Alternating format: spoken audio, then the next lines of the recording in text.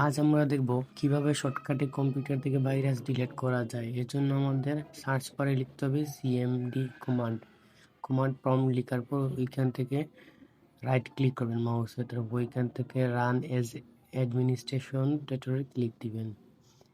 ওইটাতে ক্লিক করার পর ইয়েস না দুইটা অপশন আসবে, এখান থেকে আপনারা সবাই ইয়েস বাটনে ক্লিক দিয়ে দিবেন। দেন আমাদের অ্যাডমিনিস্ট্রেটর অপশন চালু হয়ে যাবে। ওইখানে গিয়ে লিখতে হবে SFC স্পেস মাস্ট দিতে হবে স্ক্যান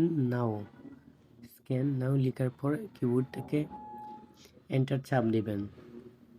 দেন অটোমেটিকলি স্ক্যান শুরু হয়ে যাবে। এখান থেকে নিচে দেখেন 3-4 নম্বর লাইনে ভেরিফিকেশন 3%, এভাবে 100% কমপ্লিট হওয়ার পর আপনাদের স্ক্যান কমপ্লিট হয়ে যাব।